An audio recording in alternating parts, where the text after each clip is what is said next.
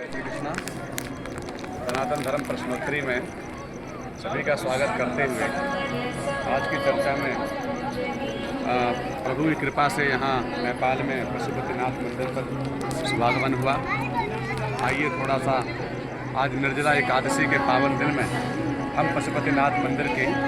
दर्शन भी करें और यहाँ के मंदिर के प्रांगण के दर्शन करके यहाँ की महिमा के बारे में भी जानें। यह पशुपतिनाथ का मंदिर कहा जाता है श्री केदारनाथ जी का ही एक खंड है और इनके दर्शन से भी आपको केदारनाथ जी के दर्शन के पूर्ण फल की प्राप्ति होती है। यहाँ पर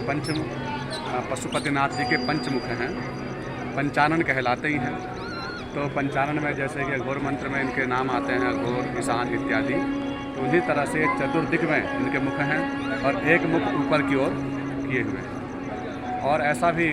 मान्यता है और पुराणों में एक वर्णन आता है कि भगवान ने जब महिष रूप धारण किया था तो वहाँ पर से वाराणसी क्षेत्र से जब इधर की तरफ वो आए तो यहाँ पर उनके सिंग टूट करके 4 दिशाओं में गिरे, मतलब इसी स्थान पर गिरे, तो इसलिए 4 मुख हैं। और यहाँ पर बासुकीनाथ जी का मंदिर है जिनके दर्शन के बिना आपको पूर्ण फल यहाँ पशुपतिनाथ के मंदिर के नहीं मिलते, इसलिए उनके दर्शन अवश्य करें। यूँ तो यहाँ पर इस मंदिर के प्रांगण में बहुत सारे मंदिर हैं और यहाँ पर श्री शंकराचार्य जी का ही मठ है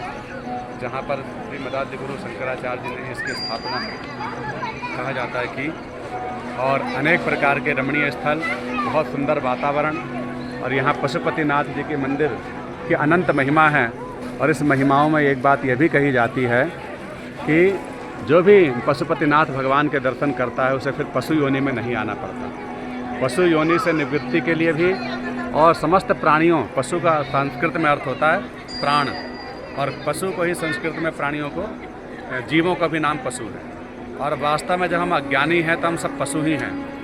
और पशु तुल्य जब तक बने रहते हैं जब तक कि हमारी की अज्ञानता की निवृत्ति ना हो जाए। तो इसलिए भगवान पशुपतिनाथ की शरण में आने का मतलब है कि अनंत जीवात्माओं के स्वामी, और अनंत जीवात्माओं के जो स्वामी भगवान पशुपतिनाथ हैं, इनके आश्रय लेने से, इनका दर्शन करने से और इनके मज्जन स्नान, रुद्राभिषेक इत्यादि करने से हम अपनी पशुता को भी त्याग देंगे और पशुता के त्याग के साथ साथ भगवान की प्राप्ति भी होगी, पशु योनि से निवृत्ति भी होगी। और मैं इतना बात कहना चाहूँगा कि हम लोग भी कहीं भी अगर मंदिर का निर्माण देख रहे हों या कर रहे हों अथवा कहीं भी ऐसा हो तो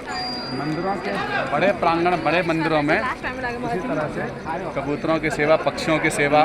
के लिए एक स्थान अवश्य बनाएं ताकि सभी लोग पंच वैश्य बलि जो प्रत्येक गृहस्थी को करनी चाहिए उसके माध्यम से यहाँ पर